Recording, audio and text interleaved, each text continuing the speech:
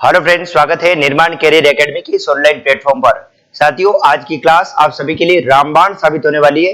आज की क्लास में हम राजस्थान के महत्वपूर्ण शिलालेखों को लेकर हम लोग बहुत सारे एमसीक्यू को यहाँ पर सॉल्व करने वाले हैं और डिटेल से उसकी व्याख्या भी यहाँ पर हम लोग करेंगे। तो आइए क्लास को हम लोग शुरू करते हैं। आप सभी विद्यार्थियों का निर्माण कैरियर एकेडमी के इस ऑनलाइन प्लेटफॉर्म पर आप सभी का स्वागत है। आइए क्लास को शुरू करते हैं। राजस्थान के प्रमुख शिलालेख, इन्हीं को आप अभिलेख भी कह सकते हैं विद्यार्थियों। इसको लेकर के हम लोग एक एक क्वेश्चन को डिटेल से देखने का प्रयास करेंगे। विद्यार्थियों, पहला क्वेश्चन आपके सामने ये रहा कि राजस्थान के किस शिलालेख में भागवत संप्रदाय की जानकारी मिलती है? मानमोरी शिलालेख, गोसुंडी शिलालेख, अजमेर का लेख या बडली का लेख? विद्यार्थियों, क्या क्वेश्चन पूछा गया है? जैसा क्वेश्चन वैसा आंसर आपके पास होना चाहिए। राजस्थान के किस शिलालेख में भागवत संप्रदाय की, किसकी बच्चों? भागवत संप्रदाय की बात कही गई है। तो भागवत संप्रदाय की जो जानकारी है वो हमें विद्यार्थियों गोसुंडी शिलालेख से हमारे को भागवत संप्रदाय की जानकारी मिलती है। साथियों, आपको गोसुंडी शिलालेख में क्या क्या बातें ध्यान रखनी है बच्चों? गोसुंडी शिलालेख में क्या क्या बातें आपको ध्यान रखनी है? गोसुंडी का जो शिलालेख है बच्चों वो चित्तौड़गढ़ जिले से प्राप्त हुआ है। क्या क्या चीजें आप ध्यान रखेंगे? चित्तौड़गढ़ जिले से ये प्राप्त हुआ है, ये बात आपको ध्यान रखनी है।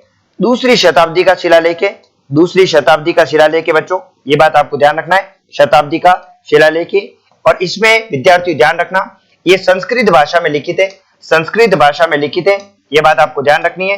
इसमें बच्चों भागवत संप्रदाय, किसकी? भागवत जो संप्रदाय उसकी, और इसके साथ साथ वैष्णव धर्म की भी जानकारी मिलती है। ये बच्चों बात आपको ध्यान रखनी है, वैष्णव धर्म की जानकारी मिलती है। किसकी? वैष्णव धर्म की जानकारी मिलती है। ये सभी जानकारियां हमारे को गोसुंडी शिलालेख से प्राप्त होती है। तो गोसुंडी का शिलालेख चित्तौड़गढ़ से प्राप्त हुआ है, दूसरी शताब्दी का शिलालेख है, संस्कृत भाषा में उत्कीर्ण है, भागवत संप्रदाय से जुड़ा हुआ है और साथियों वैष्णव धर्म की जानकारी मिलती है। अब विद्यार्थियों, हम लोग कुछ और हमारे पास शिलालेख है उसको लेकर के हम लोग बात करेंगे। सबसे पहले मानमोरी शिलालेख, ये चित्तौड़गढ़ जिले से प्राप्त हुआ है, 8वीं शताब्दी का। इसके रचयिता पुष्य जबकि उत्कीर्णकर्ता शिवादित्य। इसमें साथियों कर्नल जेम्स टॉड ने शिलालेख को लंदन जाते समय इसको साथियों समुद्र में फेंकवा दिया था। इसी शिलालेख में हमें 734 ईस्वी में बच्चों किसकी, यानी कि 734 में बप्पा रावल ने मानमोरी को पराजित कर चित्तौड़ को जीता। ये सारी जानकारी हमारे को मानमोरी शिलालेख से प्राप्त होती है। अजमेर का लेख, साथियों ध्यान रखना, अजमेर का लेख हमें अजमेर से प्राप्त हुआ है, जबकि बडली का लेख ये भी हमारे को अजमेर से प्राप्त हुआ है। क्लियर है? जैसे जैसे आगे बढ़ेंगे वैसे वैसे हम लोग इन्हें भी क्लियर करते रहेंगे।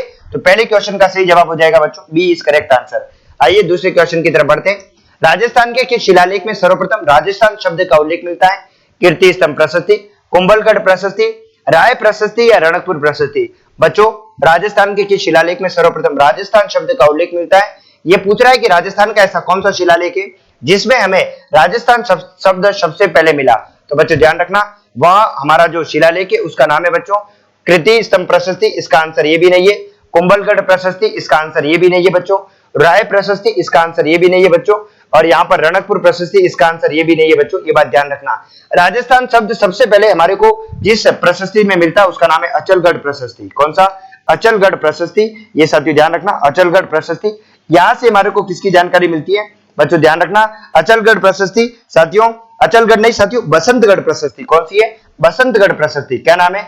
बसंतगढ़ का शिलालेख या बसंतगढ़ प्रशस्ति हम इसे कह सकते हैं। बसंतगढ़, बसंतगढ़ का शिलालेख, बसंतगढ़ शिलालेख बच्चों, बसंतगढ़ प्रशस्ति या बसंतगढ़ शिलालेख, ये हमें सिरोही से मिला है बच्चों। ये बात हमको ध्यान रखना है। और इसी में सबसे पहले हमें राजस्थान शब्द मिलता है। क्या मिलता है बच्चों? राजस्थान शब्द मिलता है, ये बात आपको ध्यान रखना है। तो साथियों, ये जो क्वेश्चन है राजस्थान के किस शिलालेख में सर्वप्रथम राजस्थान शब्द का उल्लेख मिलता है, इसमें ना तो कीर्ति स्तंभ प्रशस्ति है क्योंकि कीर्ति स्तंभ प्रशस्ति चित्तौड़ से मिली है, कुंभलगढ़ राजसमंद से, राय प्रशस्ति बीकानेर से, रणकपुर प्रशस्ति पाली से मिली है, जबकि बसंतगढ़ जो शिलालेख या प्रशस्ति सिरोही से मिला है, इसमें सबसे पहले राजस्थान शब्द का उल्लेख मिलता है। बच्चों ये बात आपको ध्यान रखना है। बसंतगढ़ का जो शिलालेख है ये भी संस्कृत भाषा में लिखित है।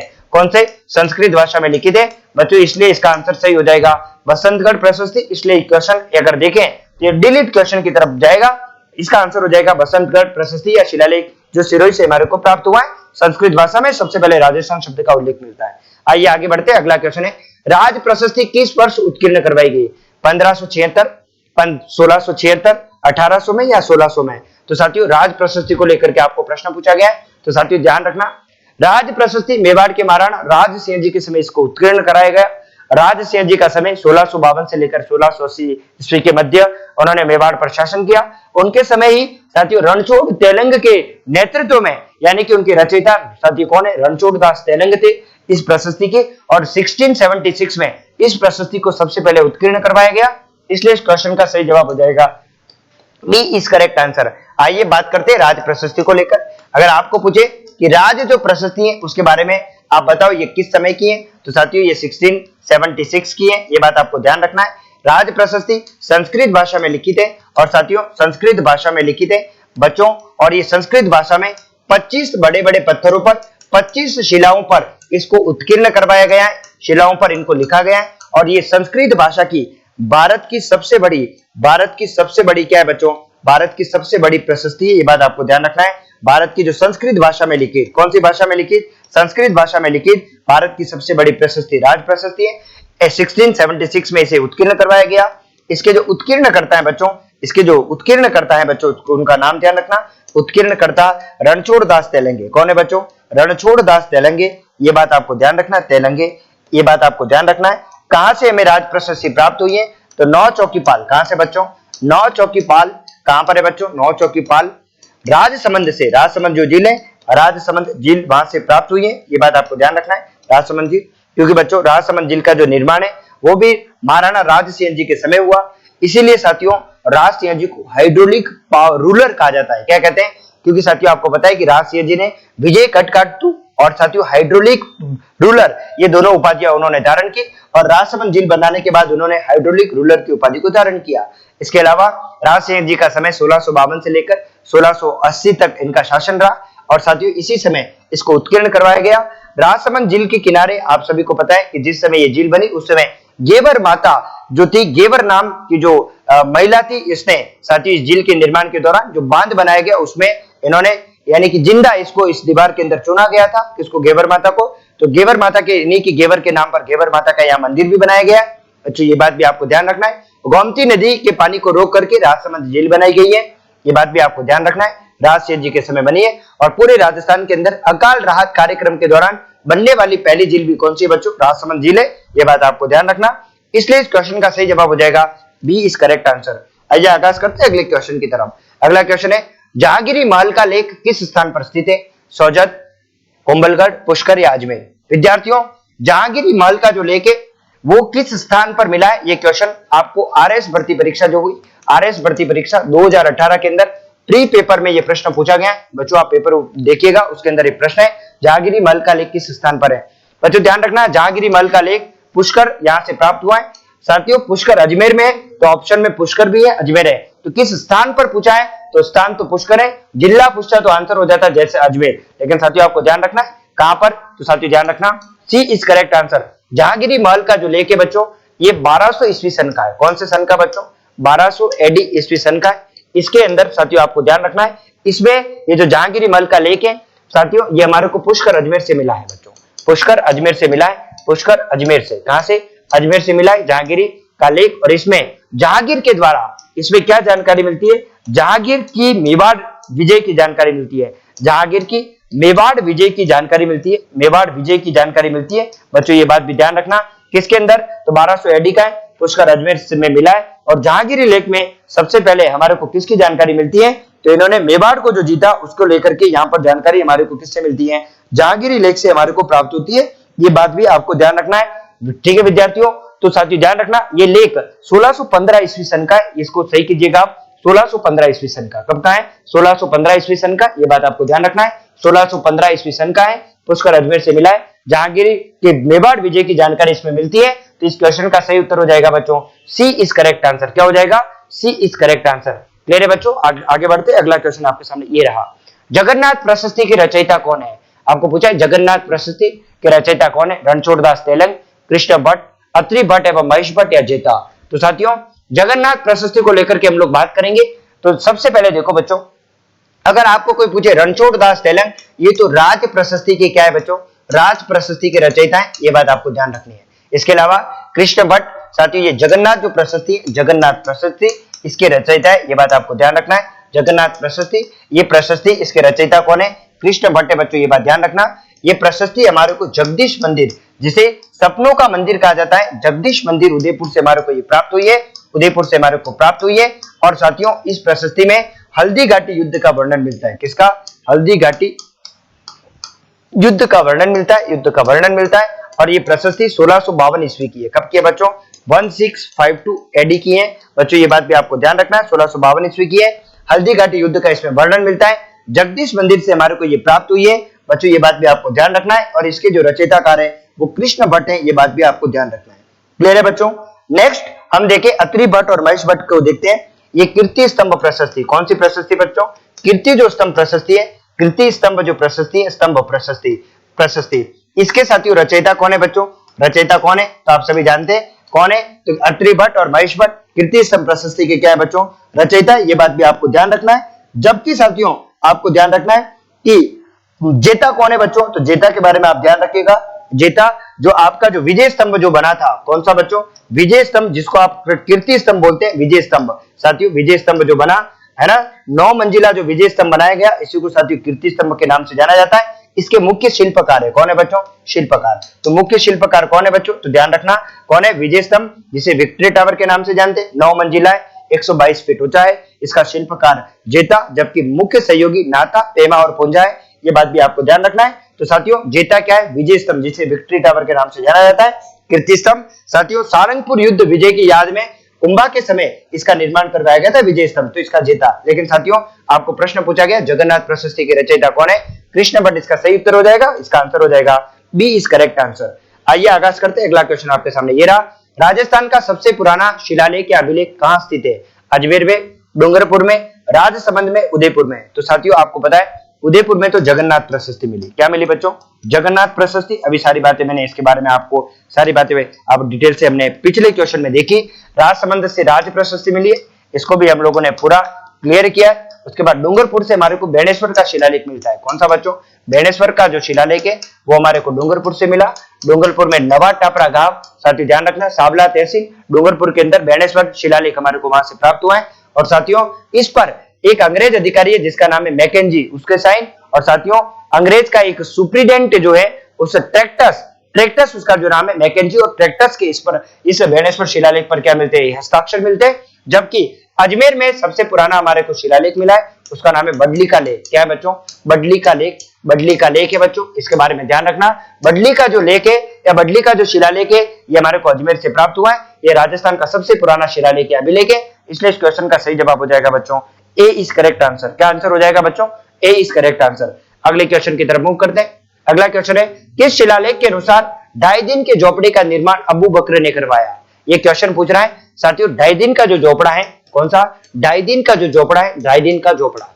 ये जो झोपड़ा है बच्चों आपको ध्यान रखना है, ये झोपड़ा एक अजमेर के अंदर एक संस्कृत पाठशाला थी, उसके स्थान पर इसका निर्माण करवाया गया। संस्कृत पाठशाला जिसका नाम था संस्कृत कंठाभरण। क्या नाम था? संस्कृत पाठशाला, जिसका निर्माण था बच्चों संस्कृत पाठशाला, उसका नाम था संस्कृत कंठाभरण। इसका निर्माण विग्रहराज चतुर्थ के समय हुआ। किसके समय बच्चों?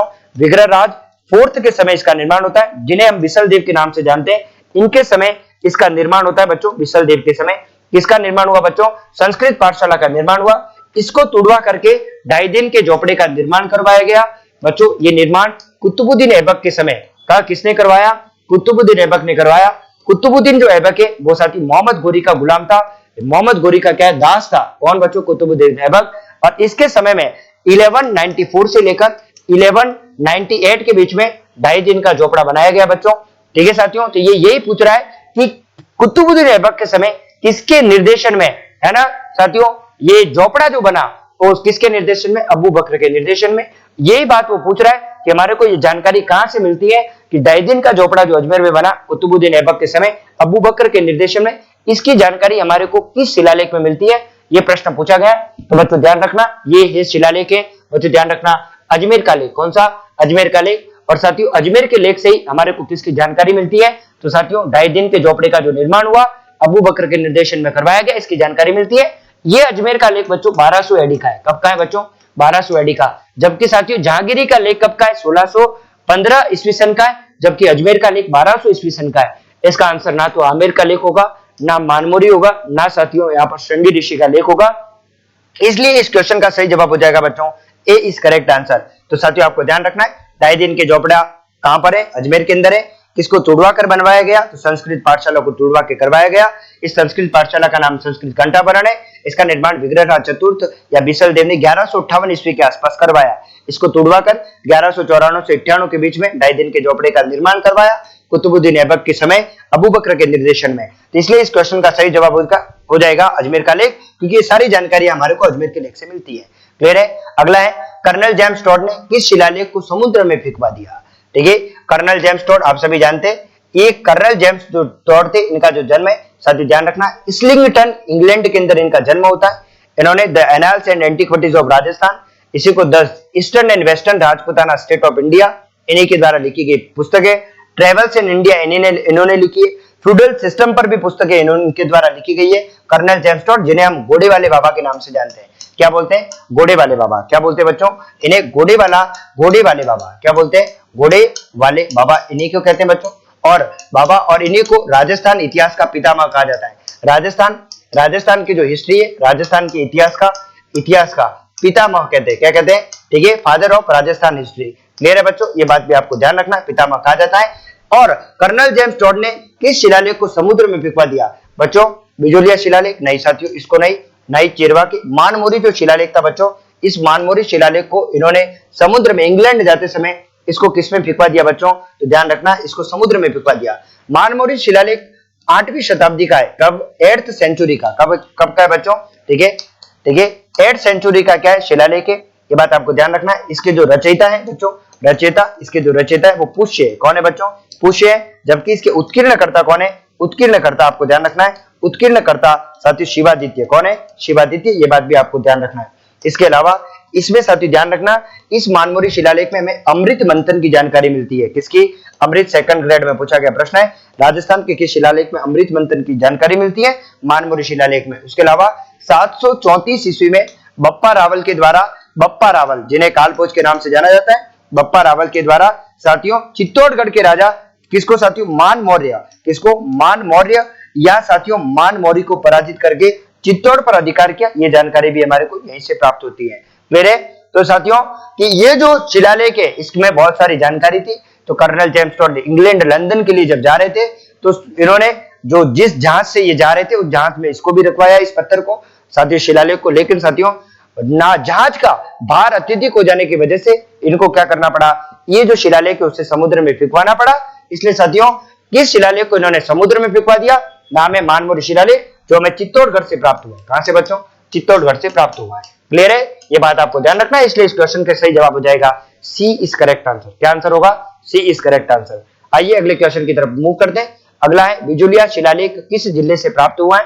साथियों भीलवाड़ा से, उदयपुर से, चित्तौड़गढ़ से या राजसमंद से। तो साथियों बिजोलिया शिलालेख जहां से प्राप्त हुआ वह है हमारा भीलवाड़ा। कौन से जिले से? बिजोलिया जो शिलालेख है इसके बारे में कुछ बातें आपको ध्यान रखना है। बिजोलिया जो शिलालेख है इसका जो निर्माण है साथियों शिलालेख, ये साथियों ध्यान रखना ये 1170 ईस्वी सन का है। ठीक है, 1170 ईस्वी सन का है। भीलवाड़ा से में प्राप्त हुआ है। संस्कृत भाषा में, कौन सी भाषा में? संस्कृत भाषा में लिखा गया है। और चौहान वंश के शासक साथियों सोमेश्वर के समकालीन है। क्यों सोमेश्वर के समकालीन है? ये बात आपको ध्यान रखना है, क्योंकि सोमेश्वर ने 1163 से लेकर 1169 से लेकर के 1169 से लेकर 1177 तक कहां पर शासन किया बच्चों? इन्होंने चौहान वंश के राजा के रूप में इन्होंने शासन किया था अजमेर और कहां पर? दिल्ली पर। कब से कब तक? तो 1169 से लेकर 1177 में पृथ्वीराज चौहान तृतीय जब राजा बनते तब तक। ये पृथ्वीराज चौहान तृतीय के पिता थे। इन्हीं के समय इसको क्या करवाया गया? इस शिलालेख को उत्कीर्ण करवाया गया। ये बात आपको ध्यान रखना है साथियों। इसके अलावा आपको ध्यान रखना है बिजोलिया शिलालेख में ये चौहानों के, सांबर के चौहानों की वंशावली की जानकारी देता है। ये बात ध्यान रखना। बिजोलिया शिलालेख के अनुसार चौहानों का संस्थापक राजा वासुदेव को बताया गया है, जबकि साथियों विग्रहराज चतुर्थ को कलम एवं तलवार का धनी बताया गया है। इसका मतलब होता है उन्हें तुरुष्क जीत बताया गया है। इसके अलावा इस शिलालेख में बिजोलिया शिलालेख का प्राचीन नाम विंध्यवली, दिल्ली का इसी प्रकार से हमारे को कई सारे नाम हमारे को यहाँ पर देखने को मिलते हैं। क्लियर है? तो साथियों ये बात आपको ध्यान रखना है कि बिजोलिया जो शिलालेख है वो भीलवाड़ा जिले से में प्राप्त हुआ है। इसलिए इसका आंसर हो जाएगा बच्चों ए इज करेक्ट आंसर। क्लियर है? देखिए अगले क्वेश्चन की तरफ मूव करते हैं। अगला क्वेश्चन आपके सामने ये रहा। बिजोलिया शिलालेख के अनुसार सांबर झील का निर्माण किसने करवाया? राज सिंह, जगत सिंह, वासुदेव या अमर सिंह। ठीक है, तो साथियों बिजोलिया शिलालेख के अनुसार सांबर जो जिले, साथियों ध्यान रखना सांबर जो जिले ये जयपुर ग्रामीण जिले में, मुख्यतः जयपुर ग्रामीण जिले में स्थित है। ये बात ध्यान रखना। इसके अलावा ये कुछ पार्ट इसका अजमेर में है और कुछ पार्ट इसका बच्चों ध्यान रखना इसका कुछ पार्ट आपको ध्यान रखना है, डिडवाना कुचामन जो जिला है उसमें इसका कुछ भाग फैला हुआ है साथियों। ये लेकिन मुख्य रूप से कहां पर है, मुख्य तो जयपुर ग्रामीण के अंदर है, ये बात आपको ध्यान रखना है। अजमेर और डिडवाना में इसका कुछ आंशिक भाग कहां पर है बच्चों, आंशिक भाग कहां पर है, तो साथियों ध्यान रखना कहां है, सांबर जिले के अंदर फैला हुआ है। क्लियर है। तो ये पूछ रहा है कि बिजोलिया शिलालेख हमारे को जो भीलवाड़ा से मिला है उसमें सांबर जिले का निर्माण किसने करवाया, ना तो राज सिंह जी ने करवाया, ना जगत सिंह जी ने, इसका निर्माण वासुदेव ने करवाया। और वासुदेव ही साथियों सांबर के चौहान जिन्हें हम शाकंभरी या शपाद लक्ष्य का चौहान कहते हैं, उनका संस्थापक राजा कौन था बच्चों, वासुदेव। और इन्हीं के द्वारा साथियों जयपुर ग्रामीण, अजमेर और डिडवाना कुचामन क्षेत्र में फैली हुई है जो झील है, सांबर जो झील है साथियों, इस झील का निर्माण करवाया। इसका आंसर हो जाएगा सी इज करेक्ट आंसर। साथियों ध्यान रखना सांबर झील में 4 नदियां आकर के गिरती है, ये बात आपको ध्यान रखना है। कौन सी, तो साथियों खाक में रूपा, खाक में रूपा ये ट्रिक है, इससे आप ध्यान रख से। खा से खारी, ख से खंडेला, कौन सी, खंडेला। उसके बाद मैं से मेंथा नदी, कौन सी, मेंथा या मेढ़ा नदी। और उसके अलावा आपको ध्यान रखना रू से रूपनगढ़, कौन सी, मेढ़ा नदी या फिर रूपनगढ़। ठीक है साथियों, रूपनगढ़। साथियों खारी नदी नागौर से आती है और सांबर झील में मिलती है। खंडेला की पहाड़ी सीकर से आती है, सांबर में मिलती है। मेंथा नदी साथियों मनोहरपुरा की पहाड़ियां जयपुर ग्रामीण वाले क्षेत्र से आती है और किस में मिलती है, सांबर झील में। और रूपनगढ़ ये अजमेर से आती है और किस में मिलती है, सांबर झील में। साथियों सांबर झील में सबसे ज्यादा नमक लाने का कार्य मेंथा या मेढ़ा नदी के द्वारा किया जाता है। और ये सभी साथियों ध्यान रखना, ये सभी नदियां आंतरिक प्रवाह की नदियां हैं या अंत प्रवाही नदियां हैं, ये सभी नदियां अंडरग्राउंड बहती है, ये बात भी आपको ध्यान रखना है। क्लियर है। तो 4 नदियां सांबर झील में आकर गिरती है, खारी, खंडेला, मेंथा और रूपनगढ़। क्लियर है। इसलिए इस क्वेश्चन का सही जवाब हो जाएगा सी इज करेक्ट आंसर। आइए आगाज करते हैं, अगला क्वेश्चन आपके सामने ये रहा। ठीक है साथियों, तो हमने कुल मिलाकर शिलालेख से जुड़े हुए कुछ महत्वपूर्ण क्वेश्चनों को लेकर के यहाँ पर बात की है। इसके अलावा एक क्वेश्चन, एक और हमारा जो एमसीक्यू की जो क्लास रहेगी वो शिलालेखों को लेकर के रहेगी। हम एक और अगला जो पार्ट हमारा आएगा वो शिलालेख को लेकर के आएगा, उसमें हम फुल्ली डिस्कस बात करेंगे और भी शिलालेखों को लेकर के। ठीक है विद्यार्थियों, तो फिर मिलेंगे अगली क्लास में। जब तक आप पढ़ते रहें और मुस्कुराते रहें। विद्यार्थियों निर्माण कैरियर एकेडमी के इस ऑनलाइन प्लेटफॉर्म को आप लाइक, सब्सक्राइब और शेयर करना बिल्कुल भी नहीं भूलें। विद्यार्थियों आप हमारे साथ, हमारे यहाँ पर ऑफलाइन बैचेस चल रहे हैं, हमारे साथ जुड़ करके आप अपनी तैयारी को और भी मजबूत कर सकते हैं। फिर मिलेंगे कल की क्लास में, जब तक के लिए thank you very much, thank you.